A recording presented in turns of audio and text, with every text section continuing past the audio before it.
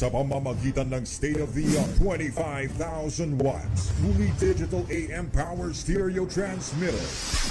Ito ang DZME 1530, numero 1 sa paghahatid ng mga sariwang balita, impormasyon, komentaryo, alik, musika at public service. DZME 1530, una sa kanan, ang himpilang may paninindigan.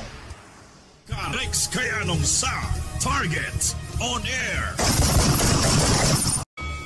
Yung mga local government unit, mga kaibigan, dito sa National Capital Region, naglaan na rin ho ng pondo para ho dun sa pagbili ho ng COVID-19 vaccine at nagkaroon ho ng triparty agreement yung national government sa pharma company. Yung iba kagaya nga ho ng Pasig, ang Quezon City 1 billion ang kung di ako nagkakamali, nilaan ho nila. Kumbaga kanya-kanya na ho silang paglalaan ho ng pondo. Sabi ho ni Mayor Vico Soto, hindi ho magagamit ho yan. Ito, alamin nga ho natin sa League of Province of the Philippines. Ito ho yung National President. Ano ho ang planong pagbili ho ng COVID-19 vaccine? Nasa linya ho ng ating komunikasyon si Marinduque Governor Presby Velasco. Governor Velasco, si Rex Kayanong sa DZME. Opo, magandang hapon po, Rex, at sa mga nakikinig po sa DZME po. Apo, at ano po ang probinsya ang naglalaan ho ng kanilang pondo para ho dun sa procurement ng COVID-19 vaccine, Governor? May mga ilan na po na nag-allocate ng pondo, kaya po itong League of Provinces of the Philippines ay nagpalabas po ng survey form para malaman po yung yung ina-allocate ng mga pondo ng iba't ibang probinsya at amin pong kakalapin at consolidate para po pag-arrange po din sa national government at saka DOH ay yung liga po ang mag-handle nila para isa lang po ang kausap dun sa tripartite agreement. Apo, may mga nagpaabot na po ba kung anong pharmaceutical company ang bibili ho ng bakuna kontra COVID-19, Governor? Well, iniintay po namin yung resulta. Alam niyo po, ay pito na po yata yung nag-o-offer. Pero up to now po, Rex, ay wala pa pong approve ng FDA na vaccine. Kaya po wala pa pong malaman kung ano talaga yung dapat bilhin. Although alam ko po yung AstraZeneca ay nagbibenta na po sa private sector. Pero yan po yung nagdadaan din sa national government. Ang puntos po namin dyan, ang tingin po namin dyan, ay basta any of the approved, FDA-approved vaccines, pwede po. Pero ang tingin po namin dyan ay dahil nga po may mga bagong variant, lumabas sa UK, po, na B117 ang fiction at lalo pong mas matindi daw yung sa South Africa, sa variant na 501Y. Ang ilang eksperto po ay sinasabi, mabuti pong tignan yung vaccine ng Johnson & Johnson. Dahil po kasi, yung Johnson & Johnson, ang clinical trials ay doon sa South Africa.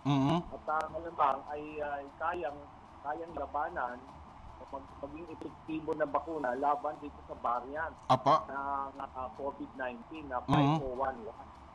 Yung iba po ay hindi nakakasiguro na effective yan sa mga variant. Kaya po yung pagpili ng bakuna kahit FDA approved ay kailangan tignan pong mabuti.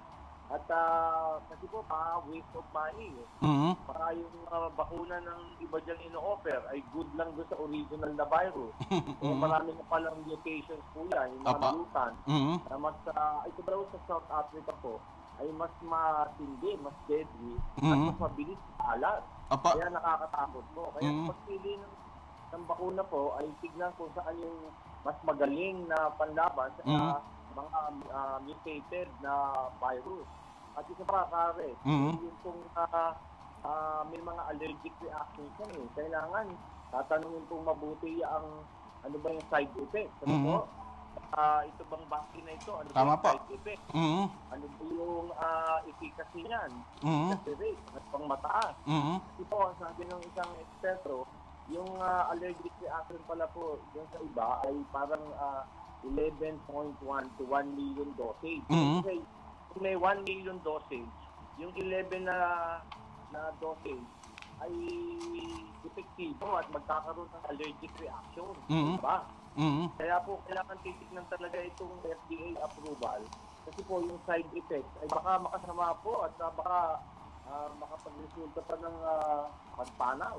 Apa, Kaya Governor, po, yung allergic reactions, bubutisin hindi po na bumibili yan. And dapat po, mag-rely po tayo sa DOH at sa FDA sa pagbili ng vaccine. apa, Kaya yun po, nagmamadali po yung ibang pagbili. mhm. Pero, kita muna po natin kung ano yung sasabihin ng FDA natin po. Tama po, kumbaga dun ano, apa, Baksa po yan. Baka po lalong may mangyaring masama dito ba? apa, Gob, ang lalawigan ho ng Marinduque, meron ho bang nilaan at magkano hong pondo ho dito? Well, alam niyo po, ay sabi nga po kasi ng national government, Mhm. may kukunti pa lang yung mabibili, may pauna next month. Mhm. At sabi yung iba, 3 to 5 years pa. Apa? Hindi naman daw tayo Pakatagal nun. tagal. Opo, so sa tagal. Mhm. So kami naman po, kahit talaga naman po yung responsibilidad na yan, na pagbili ng bakuna ay dapat nasa national government. At talaga naman po tinatrabaho yung pagbili para po sa up to 100 million na Pilipino. Apa, So, Gob, bali ano, ilan po ano? Baka hindi po makapaghintay tayo dyan. Kaya tinitignan rin po namin yung available na pondo namin na pagbili nitong bakuna. Apa, bali ilan pong ano, ilan po ang target yung doses ng bakuna? Kami po, 270,000 na po ang resident. So, Mhm. bibili po kami 540 Apa, na dosage. mhm. Kasi 2 beses po eh. So, Mhm. hindi po palagi bawat isang tao. So, Mhm. ang objective po sa isang local government unit ay palagi pong lahat ng mga tao ay bakunahan. Mhm. So, kami po, naglalaan kami para sa 270 persons Mhm. or residents times 2. Apa, Kaya 540 dosages po. mhm. Yung AstraZeneca po ang tinitignan namin, Mhm. dahil na dose daw ho, 160 pesos. Mhm. So, tingin ko po, kaya ng aming pondo, kaya inatasan ko na po yung aking budget officer, Mhm. yung finance committee, na tignan po yung aming mga nakalaang pera dyan, yung mga Tama savings po. plastic. Mhm. Nag-activate po kami. At kami po yung nag-negotiate na po sa isang supplier. Mhm. Pero siyempre, padadaanin po namin yan sa ating national government, yung tripartite agreement. Apa, mhm. Ngayon pa lang po ay titignan namin yung possibility na makabili po para sa mga mamamayan ng Marinduque. Apa, bali, ano pong bayan ng Marinduque ang uunahin yung, mabigyan ho ng COVID-19 vaccine at sino-sino po ito uunahin at matulukan? Well, talaga pong kailangan bigyan po ng priority ay yung mga doktor po, mga nurse, medic, mga frontliners, mga health workers, mga uniform personnel, mga PNP po, yung mga pehers. Apa, Sino po kasi naka-expose palagi doon sa carriers, sa mga infectors. Kaya yun po namin gustong bigyan. apa, And then, ang mga priority po talaga dyan ay yung mga senior citizens po, yung mga vulnerable, yung mga bata po. Kasi yung mga bata po ngayon ay hindi sinasanto ng barrier sa South Africa. tama po.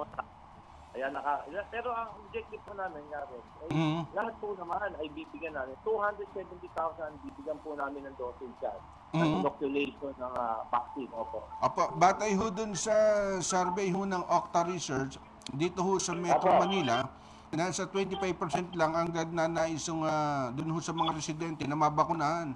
Sa probinsya, positibo ho ba to? Itong maraming probinsyano na ang gustong mapabakunahan, Governor? Well, survey po yan. Alam niyo po, may agam-agam nga po yung ibang tao dahil may vaccine po. Kaya naman po doon sa resolution number 83 ng IATF na nilabas po noong November 5, 2020 pa po. Apa? Meron naman po doon component kung sa National Vaccine Roadmap ang tawag po, na kailangan po merong information program tungkol po sa vaccination. Kaya nakalagay po yun, required po ang IATF, ang DOH, na magsagawa ng information campaign, na massive social marketing campaign para ipaliwanag ano ba ang epekto nitong bakuna. Meron po dyan ang tinatawag nilang risk communication, risk communication. Nakapaloob po yan sa resolution 83 ng IATF. Kaya gagawin po yan ng DOH, sila Secretary Galvez o Secretary Duque, ay sigurado pong massive pong information. Pero yung mga tao naman po, kung ayaw po talaga magpabakuna, ay hindi po natin pwedeng mapilit. Ano po, kailangan ng paliwanagan at ipaalam na mas maganda kung may bakuna para hindi po tayo pakpa. Tama po. Ito ang ating gagawin. Kailangan ipaliwanag po. Governor, mensahe po sa ating mga kababayan.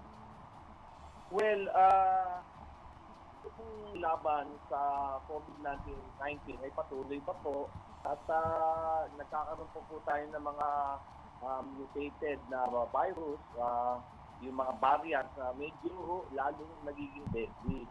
So, ang national government naman po ay patuloy talaga sa pagkuha ng bakuna. At gagawin naman po yan, nakikita po namin yan. At ang target naman po nila ay mabakunahan na ko lahat po ng tao dito sa Pilipinas. That's the only way po na patigil yung transmission. Kailangan po mabakunahan lahat. Tama po. Hindi naman po at hindi takot yung iba. Ang advice ko naman po ay tibayan yung pagpapalakas po ng ating immune system. Ang national government at local government units po ay kailangan mag-provide din ng mga vitamins, yung mga vitamin C, D, zinc. At ako nga po, Rex, advocate po ako ng BCO medium chain triglyceride. Yan po yung napakahusay tingin ko sa panlaban sa COVID. Kahit anong variant po, hanggang ngayon ay iniinom ko yan. Kaya po, isang tingin ko pong magandang gawin din na estratehiya habang hindi pa tumataling yung vaccine, yung mga government po ay patibayin po yung immune system ng ating mga kababayan. Para po mabawasan yung transmission. Salamat. Po, hindi pa po tayo safe. Yung bakuna po ay matagal pa po, pero ang local government units naman po ay tumutulong po sa national government at sila na po mismo naglalaan ng pondo. Alam naman po natin yung national government ay uutang lang sa World Bank at iba pa po mga financing institution. Pero handa po tumulong ang local government. Yan po, kailangan magdaan lahat sa national government. Kailangan magdaan lahat po sa DOH. Kasi po, meticuloso din po yung pag-inoculate. Ano po?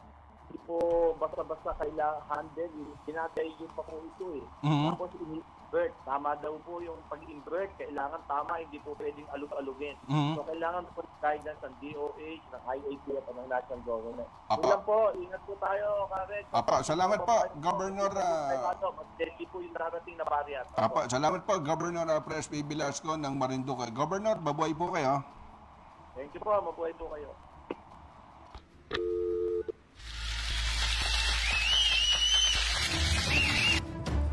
Yan ang tinig mga kaibigan ni Marinduque, Governor Presby Velasco.